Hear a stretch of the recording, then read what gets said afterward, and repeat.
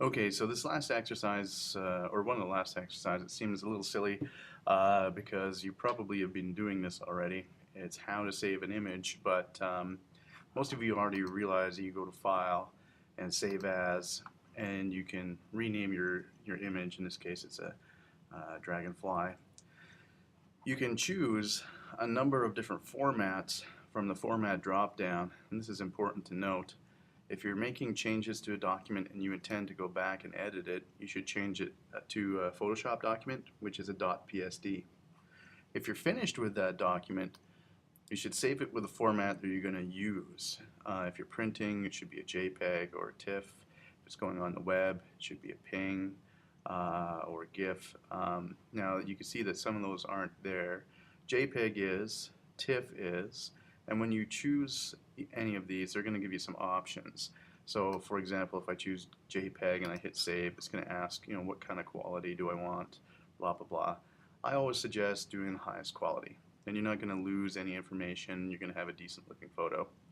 So I'm going to cancel that. There is one other way to save things, and it's to go to Save for Web and Devices.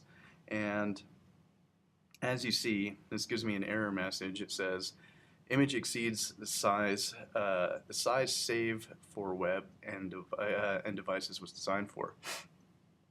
So what that means is that sometimes you'll have an image that's just way too big for the web.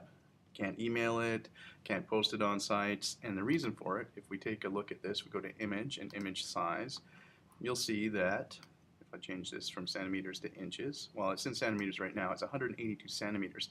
It's nearly 2 meters wide. And I go to inches, it's 72 inches wide. Well, 72 divided by 12 is what? 6 feet wide.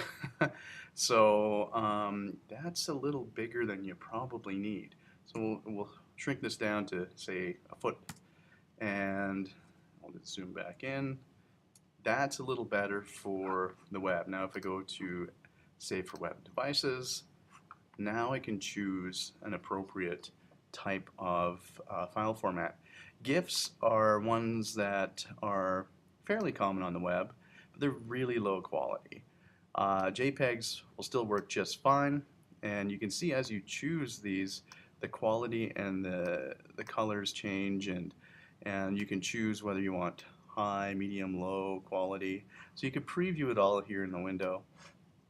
And you can choose PNG files as well. PNG files are great because they retain transparency if you have an image that has some. Whereas if you have a JPEG and you save it and you've got some transparency, what it'll do is it'll fill that in with white. And then of course we have bitmap, which you don't want. So what you want to do with this is to take this file, and we want you to save it as a PNG file, and just save it to your folder. That's it.